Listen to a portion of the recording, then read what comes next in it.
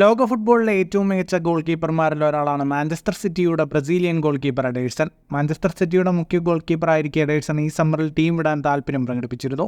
എഡേഴ്സണായി Saudi Arabian ക്ലബ്ബുകൾ ശ്രമം നടത്തിയിരുന്നുവെങ്കിലും city ആവശ്യപ്പെട്ട ഫീ കൂടുതലായതിനാൽ ട്രാൻസ്ഫർ നടന്നില്ല.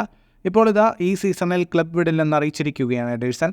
കമ്മ്യൂണിറ്റി ഷീൽഡ് ചാമ്പ്യന്മാരായതിനു ശേഷം മാധ്യമങ്ങളോട് സംസാരിച്ച എഡേഴ്സൺ പരിശീലകൻ പെപ് ഗാർഡിയോളയുമായി വിശദ ചർച്ചകൾ നടത്തിയെന്നും താൻ സിറ്റിയിൽ തുടരാൻ തീരുമാനിച്ചുവെന്നും പറഞ്ഞു. താരത്തിൻ്റെ വാക്കുകൾ ഇങ്ങനെയാണ്: ഞാൻ സിറ്റിയിൽ തുടരാൻ തീരുമാനിച്ചു. It's over. ചില സഹതാരങ്ങളുമായും പരിശീലകനുമായും ക്ലബ് ഡയറക്ടറുമായും ഞാൻ സംസാരിച്ചു. ഞാൻ എൻ്റെ കുടുംബവുമായി സംസാരിച്ചു. ഇതൊരു കൂട്ടായ തീരുമാനമായിരുന്നു. ഞങ്ങൾ കൂടുതൽ വർഷം സിറ്റിയിൽ തുടരും.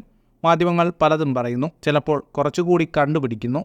എന്നാൽ ഞാൻ ഇതിനകം എൻ്റെ ഭാവി തീരുമാനിച്ചു. പ്രത്യേകിച്ച് ഞാൻ ഗാർഡിയോളയുമായി നടത്തിയ ചർച്ചയ്ക്ക് ശേഷം ഈ സീസണിൽ കൂടുതൽ കിരീടങ്ങൾക്കായി ഞാൻ എൻ്റെ ടീമംഗങ്ങൾക്കൊപ്പം സിറ്റിയിൽ പൂർണ്ണമായും ശ്രദ്ധ കേന്ദ്രീകരിക്കുന്നു. കമ്മ്യൂണിറ്റി ഷീൽഡിൽ മാഞ്ചസ്റ്റർ യുണൈറ്റഡിനെതിരെ പെനാൽറ്റി ഷൂട്ടൗട്ട് വരെ നീണ്ട പോരാട്ടത്തിനൊടുവിലാണ് മാഞ്ചസ്റ്റർ സിറ്റി വിജയിച്ചത്. ഷൂട്ടൗട്ടിൽ ഒരു പെനാൽറ്റി സേവ് ചെയ്തതിനൊപ്പം ഒരെണ്ണം ലക്ഷ്യത്തിലെത്തിച്ച് വിജയത്തിൽ പങ്കുവഹിക്കാനും എഡേഴ്സന് സാധിച്ചു. 2017 സിറ്റിയിലെത്തിയ എഡേഴ്സൺ ഇതുവരെ 18 കിരീടങ്ങൾ മാഞ്ചസ്റ്റർ സിറ്റിക്കൊപ്പം നേടി. ഫുട്ബോൾ ലോകത്തെ കൂടുതൽ വാർത്തകൾക്കും വിശേഷങ്ങൾക്കുമായി സ്പോർട്സ് കഫേ ഇപ്പോൾ തന്നെ സബ്സ്ക്രൈബ് ചെയ്യുക.